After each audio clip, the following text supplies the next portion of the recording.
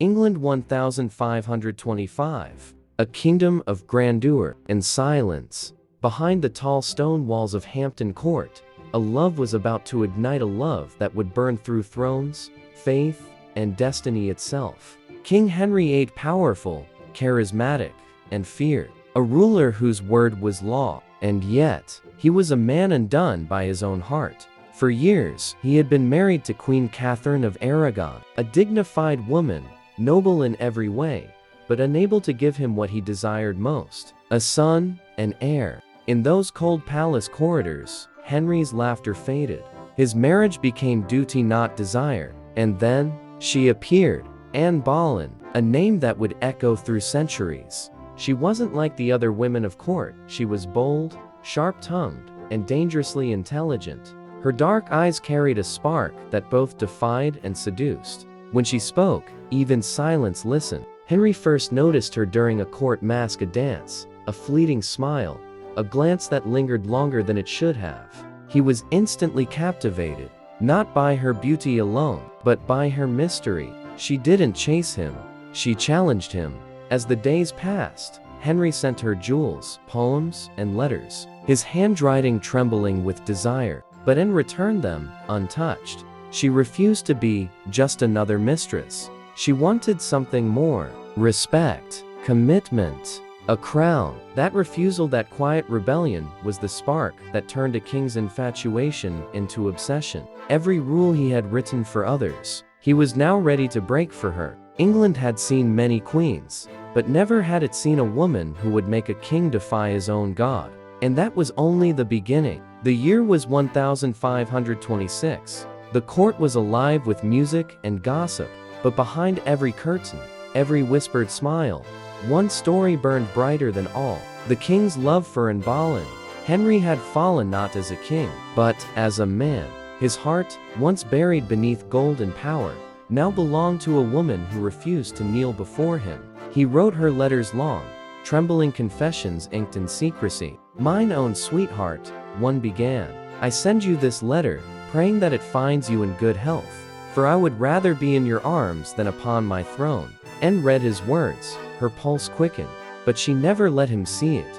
Her replies were brief, teasing, and cautious. She understood the game, and she knew how to play it better than any courtier alive. In candlelit chambers, they met in shadows. No one was supposed to know, yet everyone whispered. Every stolen glance between them was a scandal waiting to be born. Henry's courtiers tried to distract him. Priests warned him of sin. Even Queen Catherine's quiet dignity was a plea for mercy. But the king was no longer listening. His nights were sleepless. His thoughts were filled with Anne, her laughter, her scent, her mind that refused to bend. For Anne had become his addiction, and addiction in a king is dangerous. He began to imagine a world where Catherine no longer existed, where Anne, the woman of fire and wit, sat beside him as Queen of England. But to make that world real, he would have to defy the church itself, the law of God, the oath of marriage, and centuries of royal tradition. Yet when Anne whispered, "I will not be your mistress, Henry. I will be your wife," the king's fate was sealed. The forbidden love had crossed the line between passion and peril. What had begun as a flirtation now trembled on the edge of destruction, not just for Henry and Anne, but for the entire kingdom. The court divided, the people murmured, and the Church of England began to tremble beneath the weight of one woman's refusal. That refusal would soon split a nation and change history forever. By 1528, England had become a nation divided by whispers. Every corridor of Hampton Court echoed with one name: Anne Boleyn. The king's affection was no longer a secret. Every smile she gave him, every tilt of her head, every flicker in her dark eyes, was watched, measured, and judged by an entire court that feared her rise. Anne, once the lady-in-waiting to Queen Catherine, was now the woman who kept the queen awake at night.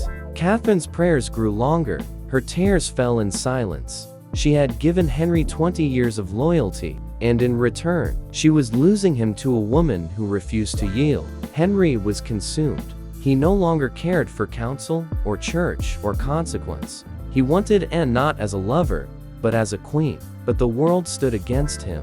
The Pope refused to annul his marriage to Catherine. Europe mocked him, and yet, every time Anne turned away from him, his resolve deepened. He told her one night, "If Rome denies me, I will make my own Rome." Those words changed everything. Anne's charm was no longer just beauty, it became power. She learned to speak in the language of kings, not with submission, but with strategy. In her private letters, she wrote, "I would rather lose your love, Henry, than lose myself. If I must be queen to have you, then queen I shall be." And so began the silent war, a war between love and law, faith and desire. Henry's council split apart, old allies turned into enemies, and one by one, Catherine's supporters were exiled, while Anne's family, the ambitious Boleyns, rose higher than ever. Banquets glittered with tension. Every toast, every dance, every glance was a move in a dangerous game. The court had become a chessboard, and Anne was no longer the pawn. She was the queen in waiting. When she passed through the palace, people bowed not out of respect, but fear. And Henry, he saw in her not just a woman, but destiny itself, radiant, untouchable, and dangerous. They believed their love was blessed by fate, but fate had other plans. Love, once wild and fiery, had begun to turn into silence. The laughter that once filled the royal chambers was now replaced by whispers, whispers that echoed Anne's downfall. Henry, once madly in love, was growing cold, impatient, distant. The woman he had torn his kingdom apart for now seemed more like a shadow of the past. Anne had promised him sons, heirs to the Tudor throne, but fate had other plans. One by one, her pregnancies ended in heartbreak. Each loss, a silent scream in the grand halls of the palace. Anne would stand before her mirror, her hands trembling over her stomach, and whisper, "Why does heaven punish me so?" She knew her place was slipping. The court had turned against her, jealous nobles, bitter courtiers, and a king who now looked elsewhere for comfort. That elsewhere had a name: Jane Seymour. Gentle, quiet, obedient. Everything Anne was not. Henry began to visit Jane's chambers more often, each visit cutting Anne like a blade and seam. She tried to win him back, with words, with tears, with memories of love. But Henry's eyes had changed. They no longer saw the woman who once set his soul on fire. They saw a mistake, a threat. Anne could feel it, the danger in the air. She knew what happened to those who lost the king's favor. In Tudor England, love could crown you, or kill you. She would walk alone through the palace gardens at night, the roses around her blooming red, the same color as the nightmares that now haunted her sleep. "He cannot kill me," she whispered one night to her lady-in-waiting. "He loved me once." But love in the court of Henry VIII was as fragile as a drop of blood on silk. Soon, rumors began to spread that Anne was unfaithful, that she had betrayed her king with other men. Whispers, lies, poison. No one knew where they began, but everyone knew how they would end. And as Henry signed the orders for her arrest, his quill trembled only for a moment.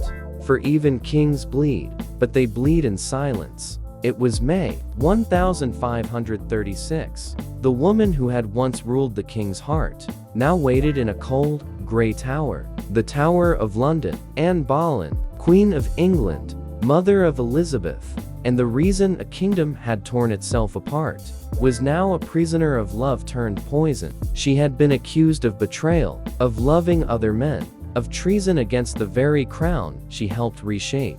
But deep in her heart, Anne knew the truth. Her only crime was that she had loved a king too deeply, too fiercely. Days turned to nights, and the walls of her cell whispered the echoes of a love once golden. She wrote letters to Henry, pleading not for mercy, but for remembrance. "Your Majesty, remember me when you raise your next queen, for no one will ever love you as I did." But the king never answered. He was already preparing for his next marriage. To Jane Seymour, Anne's last dawn arrived with a strange calm. She wore a simple gown of grey silk, her hair bound beneath a white cap. She smiled faintly to the guard, and said, "I have a little neck." Her voice did not tremble. Even death would not take her grace. As she walked to the scaffold, the morning air was still, the sky pale as if heaven itself refused to watch. She knelt upon the wooden platform and whispered her final prayer. Lord, have mercy on my soul, and may the king live long, for he was good to me. A sword flashed in the sunlight, and just like that, the story of England's most forbidden love came to an end. But love, real love, does not die with the heartbeat.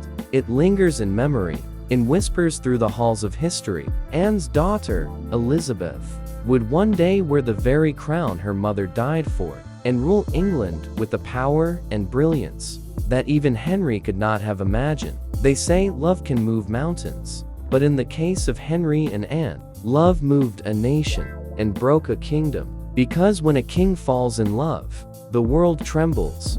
This was the love that shook England.